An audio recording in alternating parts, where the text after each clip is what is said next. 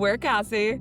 And Emily. And this is Book Bits and Chill, a podcast where we talk about books, movies, and pop culture the way that you actually experience them. This show is for type B readers, people who love stories but don't want the pressure, perfection, or the participation trophies. Hit follow, grab a drink, and let's talk about it. Okay, Cass, I have a secret for our listeners today. What is that?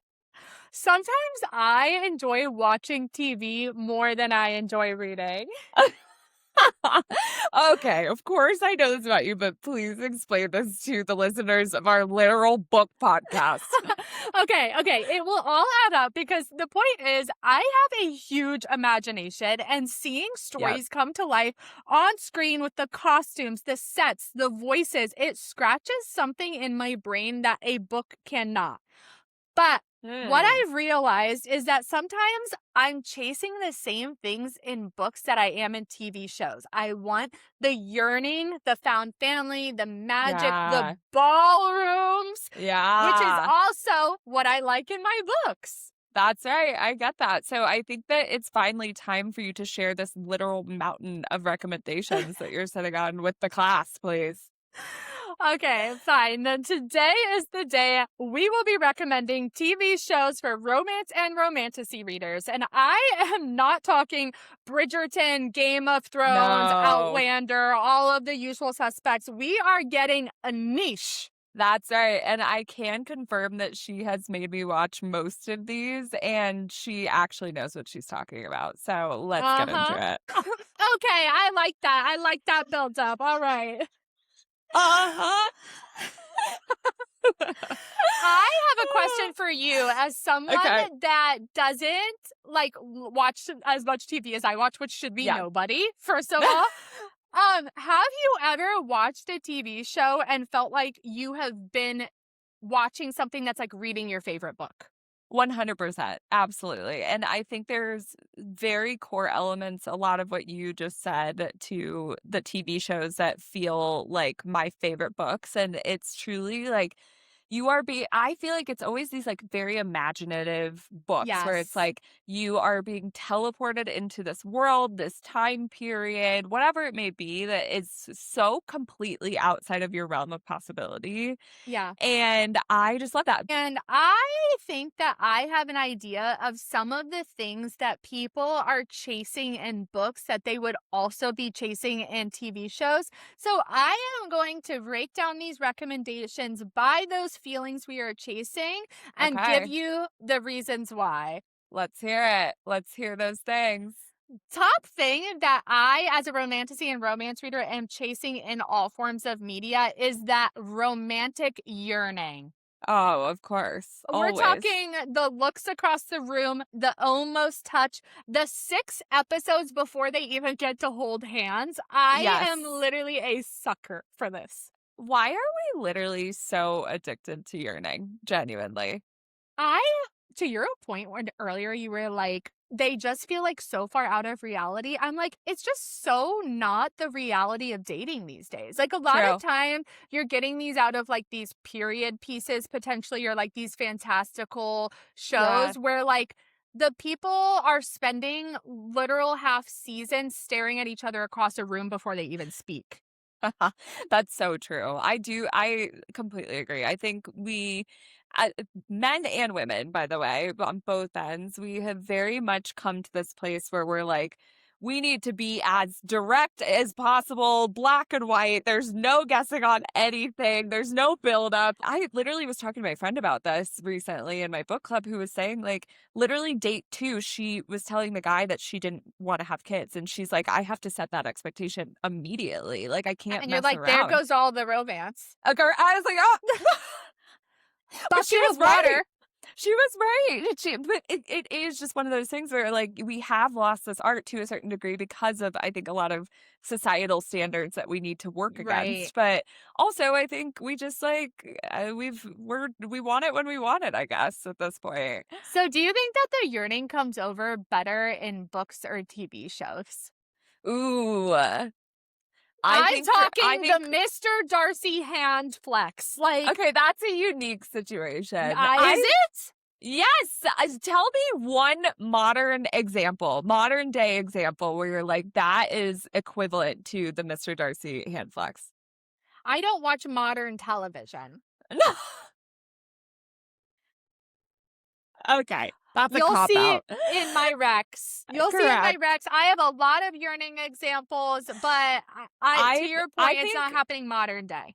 when it's done appropriately and when it's done well in a book, it cannot be beat, genuinely. Like, I just reading and, like, being in that person's head or heart or whatever, like, is next to none, and I think when you see it on a TV screen or a movie screen and it's done super well, I think that's, like, a really big testament, obviously, to the writer, but then you also have to have a really good actor who's able to pull that off, you know? Like, Right. you have to have an actor that has such good ability to use their body language to communicate these things. Because you're Like, not it's getting the internal monologue. right. It's just such a big hurdle, I think, on the screen that, like, when they pull it off, it's amazing for sure. But it's never, it can't compare for me to a book, unfortunately. One show this year that got so close to this, though, I have to tell you, Tell me. everybody needs to be rushing to watch The Other Bennet Sister on BBC, a BritBox Oh, original. I keep hearing this from literally everyone, including Emily, obviously. Okay, so the gist is that it follows Mary Bennet, who is like the sister that got no screen time in the book or in any other adaptation. And she's Yeah. always been like the like off kilter one, like the in quotes weird one that's like in the background. And this Yes. solely focuses on her as the FMC. And it's less about her becoming somebody that appears conventionally attractive to male Uh-huh. suitors and more about male suitors realizing what she has and who she is attractive. Oh, And she ends up in I a love love that. triangle and What? there's two men fighting for her, but she's so unaware that there's people that look at her romantically because it's never happened before that she Yeah. is just being herself, going through the world, and these men are absolutely head over heels tripping over her, and she has no Go idea. off, Mary. I love that so much. That kind of Yeah. like it's kind of, we talked about this on the last episode, but with that book, Phoebe Berman's gonna lose it. Like, we don't have these FMCs that often anymore where it's like they are just, they're not the like traditionally like Yeah. a model woman and whatever. But like there's just so many unbelievable qualities about these people that I love that so much. I need to Yeah. watch that this weekend. And I've literally there's 8 episodes and I've gotten through like 7 episodes, so I haven't seen the season finale, but what keeps happening is like the men are trying so hard to confess their love to her and they keep getting cut off. Like they'll be on top of a mountain like trying to tell her and it'll start downpouring rain and they have to like run down the mountain. It's so freaking hilarious. Like That's it's so just like good. so good. Like everybody needs to watch this. Oh my gosh. Okay, I'm literally watching it this weekend. I've been convinced. And obviously, I feel like this is a type of show, like, clearly, if you read Pride and Prejudice or even Yeah. like the unselected journals of Emma M. Lyon, like of a like woman's perspective, just like Yeah. on society, like I feel like you would love this show. Yeah, I mean, I love pulling in a side character and having the deep dive on their story. Like that's been the beauty of Bridgerton, right? Where it's Yeah, like right. you go into all of these different Bridgerton siblings stories and like each of them are unique in and of themselves, but there's still like the familiarity of the family and everything and the world. So I love that. And as I said, like the yearning is really tough to do in modern age. And so most of my recommendations for this section are going to be like PBS masterpiece. Of And that course. leads me to a show that nobody talks about enough called Sanditon. I literally, other than you, have not heard one person speak about this show. Okay, guys, hang on tight. You're going to want to buckle up for what I'm about to share. I'm This buckled. story follows a like socially naive girl that's from like an average middle class who goes to stay with her more like wealthy family in this seaside town that is booming and is kind of becoming like industrialized. And there's Oh, a bunch of ambitious families moving to this place because they want to profit off of the industrialization of it. right. So there with that, she's there with all of these families that she technically shouldn't be around, Yeah. like societal wise. And there's Yeah. complicated romances.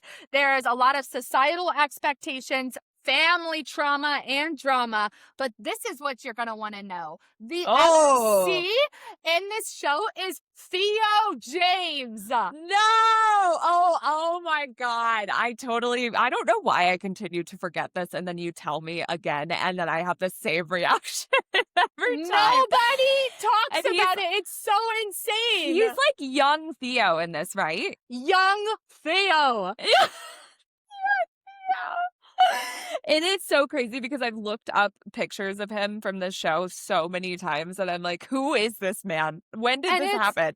A lot of like glancing at each other across the room. He knows he shouldn't be like looking at her. She knows he's above her, like her station. It's a slow burn. There's emotional restraint. And also, like, obviously, the seaside setting is Right. gorgeous. Yeah, And of so, course. you know, it actually reminds me of a lot of like Emily Henry, like beachside stories. And so I think the people that love that like beach setting and the like Emily Henry romance would actually love this show. Wow, I love that. I mean, I think that like this sounds like there's a lot of longing in it, which, Longing. we as slow burn lovers in the romantasy genre and romance genre really are addicted to some longing. So I love this one. I need to Yes. just watch it. Literally, Emily's told me about it like 15 times. You do. And this has like brought so much imagery to my mind because this is so one of those shows where they're like walking down the separate sides of the staircase and they're like staring at each other while they're walking down. It's like, what's going to happen when they get to the bottom? They fall in love by the time they got to the bottom. Will they touch fingers at the bottom? I don't know. So what do you think actually is like the catalyst of when yearning breaks that like drives you crazy? Like, is it the finger touch? Is it the first dance? Like, what is it for you? I think it's literally the finger touch, like just Yeah. the smallest bit of like a proximity to each other where they like finally come together in like the tiniest way. I'm like, oh my God. They both go to reach for the same toast at breakfast. Yeah, yes. For some reason, I don't know why it's the hands for me, but it's like the brushing of a hand or a finger, like that is just, it's so beautiful. It's just like, oh my God, there was a charge when that happened between them. For me, it's always like that first dance in the ballroom where it like starts off like awkward and they're like barely touching and then all of a sudden they're like sweeping around the room and like nobody else is there. It's just the two of them. And then they like come back to in reality and everybody's like staring at them funny. I love that. I totally agree. It's like, none of these things could be beat. I'm like, you could literally repeat this over and over and over, and I would be good. I would be solid. Oh my gosh. But there is a situation that is actually the exact opposite of this yearning that we love, that we also love, and we need to get into that. And that is one of my favorite things potentially in romance and romantasy. And that is forced proximity. They are stuck together. I don't know how or where or why, but if they're stuck together, I'm locked in. It could be a marriage of convenience. It could be an arranged marriage. It could be a conversation where it's like they're having to engage with each other when they like really don't want to. And it could be just one conversation. It could be one discussion and that's it. And so I would really like to understand this from you too. Like, what is it about forced proximity, which obviously in the romantasy genre, we're all addicted to the one bed at the inn. Like, we're addicted to when they go up to the innkeeper after they've been on horses the entire night. And the innkeeper is like, sorry, bub, we only have one key left tonight. One room. And then they go up and there's only one huge bed in the middle of the room, one little wash basin for them to bathe in. And there's no room on the floor for anyone to sleep on the floor. It's 100% the thick tension that coats these moments. Like the absolute tension that you're like, I could literally poke this thread and it would burst and I cannot wait for it to burst. Oh my God. It's just when and my favorite too is when it does not burst. Like when they do have the one No. bed at the end night and like Criminal. nothing happens, they like turn away from each other and they're like, just seething in their tension the entire night. Like that is actually weirdly my favorite version of that. I can say this like over and over again. I should not be saying this online, but I, being a romance and fantasy reader for all of my life, have been in many of situations where I had to like share a bed with a guy for some reason, and I don't think I even liked him. I do not think I even liked him. I don't even think I was attracted to him, but I was like, man, if he tries something right now, I'd probably do it. Man, Because of the freaking tension of the being forced stuck proximity. in the forced proximity situation. I would do it. Turns out yearning doesn't happen in real life, but forced proximity absolutely does. I'm like, damn, it's 2 a.m. If we both open our eyes at the same time right now, I might have to go for it. So there is a show that Emily and I have both watched that has this in spades, and that is Yeah. called Poldark. And it's Oh. actually it was on PBS Masterpiece, and now it's been put on Netflix as well. For a which is reason, because hilarious. more For a eyes reason. need to be seen. Yeah, correct. So it stars our favorite person on the Oh my planet, God. potentially sick for above him. Theo James, potentially. Aiden Turner, The hottest man alive. our Lord and Savior, literally. And so I think this was actually at the beginning of his career, I'm pretty Yeah, sure. he was younger. Yeah, he was He- younger. And I think after this, he was literally named the sexiest man in the world. Yes, 100%. It was like in In the 2007. world. Yeah. It's like, I didn't even know that was a thing. Like, yeah, sexiest man alive, fine, whatever. But in the entirety of the world, Aiden Turner, that's it. And I think Poldark might have been his audition tape because the amount Yeah. of shirtless shots in this show for no apparent reason is Yeah, insane. It's something. So basically, it's this show about Ross Poldark. He comes home from war.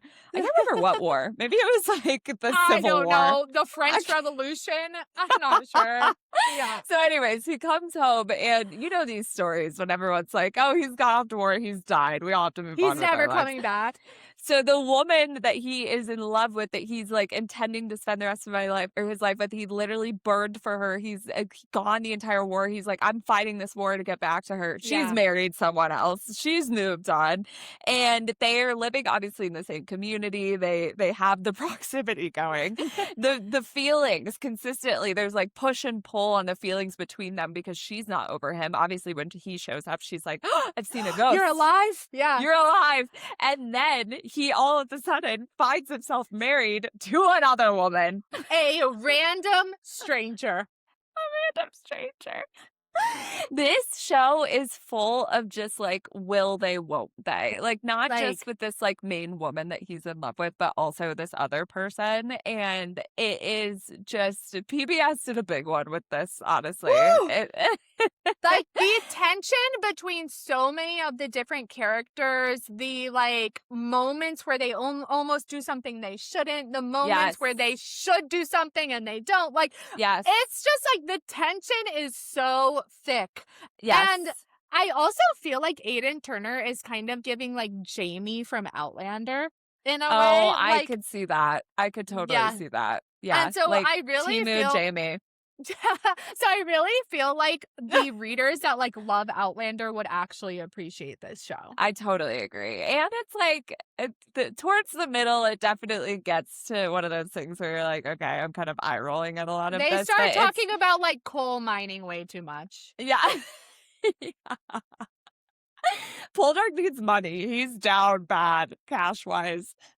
So yeah, there's a lot of that. There's a lot of those dynamics, but I do think like towards the middle, it's very like, okay, this is like cheesy, like period drama, but like it is just such a fun watch. And to your point, like if you want like the flavors of what you got from Outlander, it's just so good. 100%. If you do anything, just watch the first season. Yeah, that's it. You That's don't all. need to go beyond that, to be honest. So there is a show also on Netflix that is about an arranged marriage that is actually historically accurate, and it's called The Oh. Empress, and it's Oh, yeah. an Austrian show that has like English dubbed voices over it, or you can do subtitles, and it is inspired by the true story of Empress Elizabeth of Austria, Sisi, and it follows her arranged marriage with Emperor Franz. And if you know the story, they actually end up falling in love naturally. So it didn't start as a love match, Ooh. but it becomes a Yeah. love match. So you Yeah. watch their relationship build from the arranged marriage of them being strangers to then them falling in love. But at the Yeah. same time, there's a tough political climate going on in Australia. Uh-oh. And Cece has to step up as queen, and she has to start making demands for her people, and she is going to do it at all costs. And it is like a Wow. perfect blend of like romance, palace drama, but then also like a strong FMC. It's Yeah. chef's kiss. I love that. That sounds amazing. I mean, I feel like so much of a lot of these shows fall flat on the like political intrigue and like the outside Yeah. drama outside of the relationship. And I feel like this one like has both in a really nice way. You know what this actually reminds me of is Shield of Yeah. Sparrows. Okay. So yeah, if you loved Shield of Sparrows, if you love someone who is basically like, royalty, but maybe like ends up having to take on a level of duty that they weren't expecting, and Yeah. also being in an arranged marriage where it actually ends up working out, I feel like that's a perfect one. Try The Empress. The third season is coming out, but the second season ends on a heartbreaker. Oh, Yeah. terrified, terrified. Okay. So for some romantasy readers, though, it's not so much about the romance and it's a little bit more about the fantasy. This is where I want to talk about if your Roman Empire is medieval fantasy, you have Mm, got to watch these shows. And I am talking knights, courts, yes. princesses, Yes. all of the above. And I want to know, why do you think that is having such a comeback these days? Is it just because of Game of Thrones? I don't know. I'm wondering if it really ever left, honestly. Ooh, okay. Yeah, Hot take. I genuinely feel like we have always kind of had this underlying obsession with medieval times as a society. True. I won't speak for the entirety of the world, but I will Yeah. speak for us here. And I feel like to your point, because it is such a time that did kind of feel magical and fantastical, like Yeah. even beyond, the way that we've taken it with dragons and the mythical creatures and all of that stuff. But like you have the knights, you have the ladies in waiting, you have Yeah. the kings and the queens and the princes and the princesses, and you have the people in their tower just like waiting for someone to come save that. Like you have all of these things that like lean so magical and fantastical that I feel like we've just always been obsessed with that vibe. Yeah, I do agree with you. Like, there is a reason that we all are so obsessed with Renaissance fairs still as adults. Correct. The fact that I don't even call it a Renaissance fair anymore and I call it a Ren fair should tell you everything you need to know. And we watched a show last year that is absolutely red fair coded. Oh, it is, and it's never coming back. It's I so know. upsetting. The show is My Lady Jane. It was on Prime Video, and Mm-hmm. it starred Emily Bader, who is unbelievable. She She was is in People We Meet on Vacation. Yes, and she's an incredible actress. She was incredible in the show. It's basically like an alternate history fantasy where Lady Jane Grey, which we all know about her, she Yeah. refuses to become this tragic queen as we know her to be in history.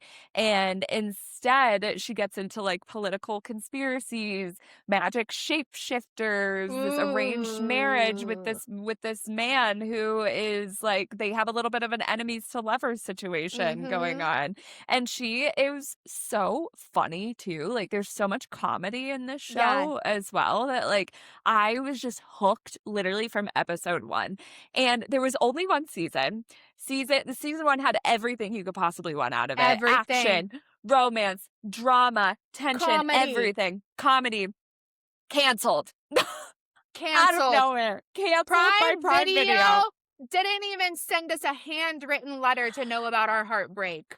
They I just canceled it. could not believe my ears and my eyes when I had seen that, like, bugged out of my head, and that's only happened to me one other time, with a show, and now I'm like, I don't even know if I can get emotionally attached to these shows anymore. I know, but the first season, still just, like, watch it as if it was a movie maybe. Like, it is Agreed. still, True. like, so worth it for True. everybody to watch. Like, it reminded me so much of, oh my gosh, I'm gonna say the wrong thing. Oh, it reminded me so much of Ella Enchanted. Like, the way Yes. it was filmed Agreed. and the narration of it and just, like, the Yes. hilarious cast.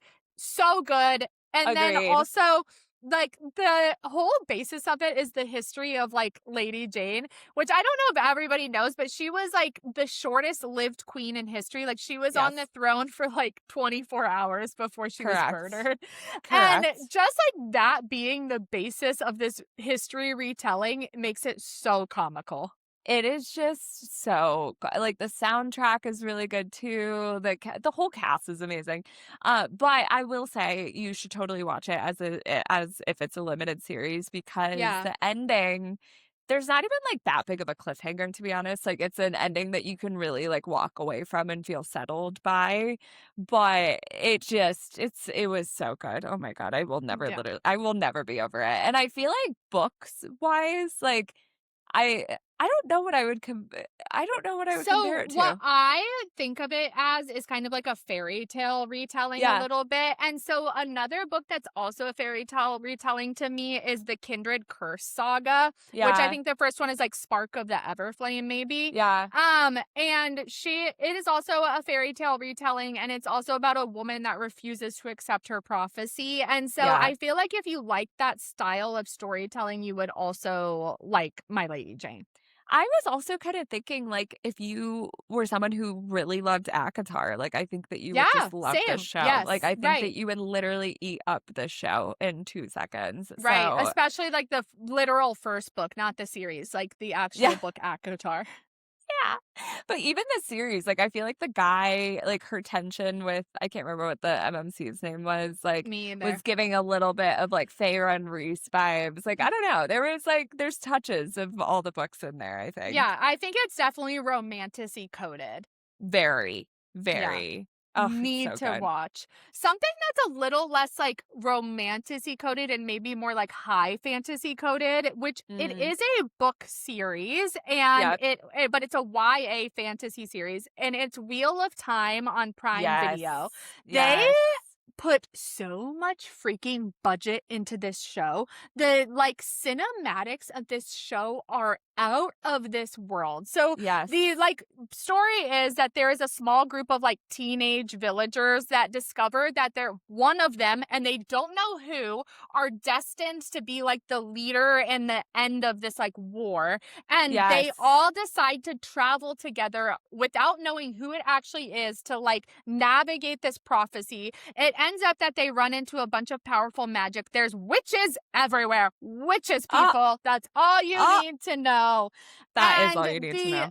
like, found family and the complicated relationships and the magic and the prophecy of all of it, like, anybody that loved Throne of Glass or, like, Fourth Wing, or, like, just, like, Mm. something about, like, knowing what your destiny is and still deciding to, like, go forward, would love Yeah. this show.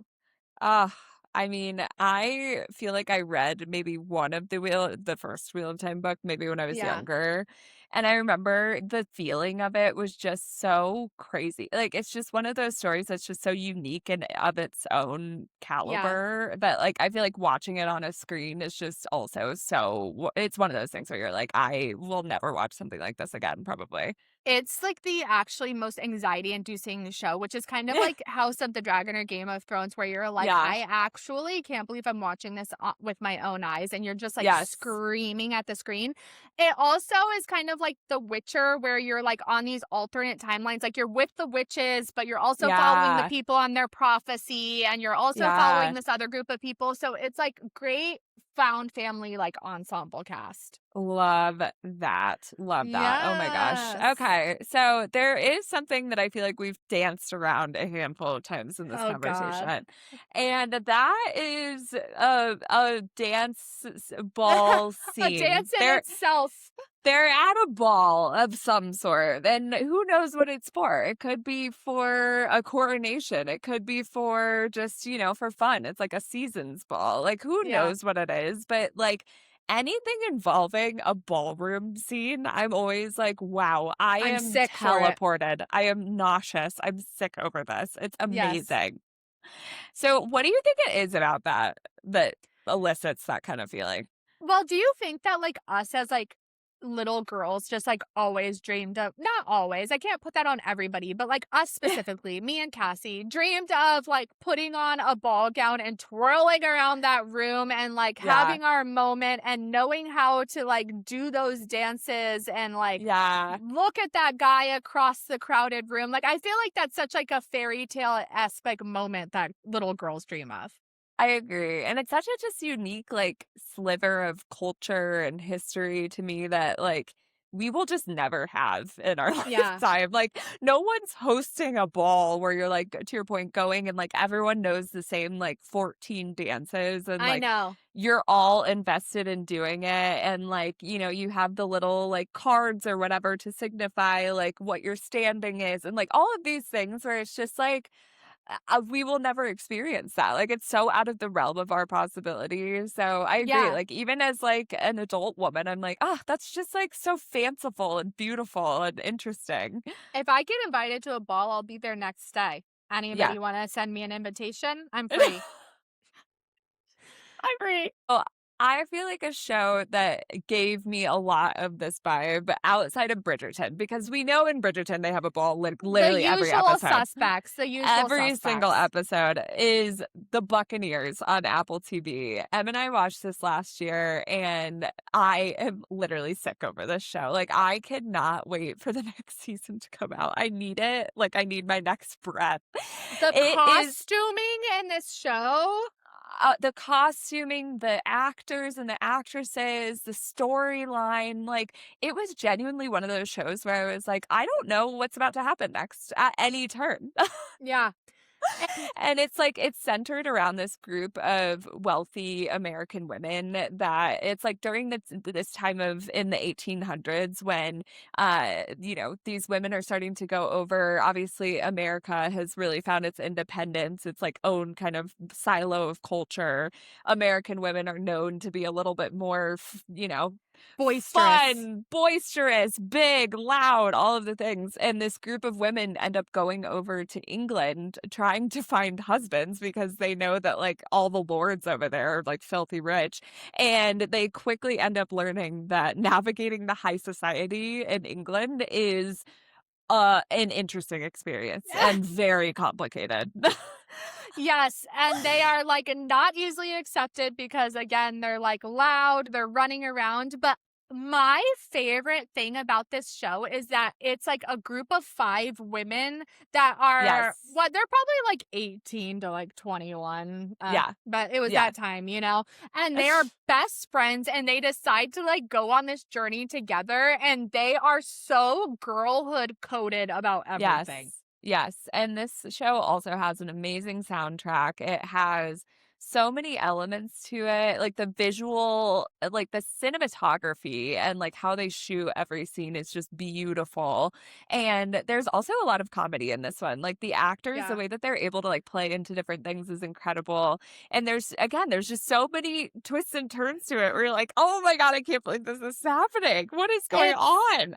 very messy in a way where, like, only 18 to 21-year-old women could be Yeah. that messy. Like, It you're not does, gonna find that yeah. from a grown woman.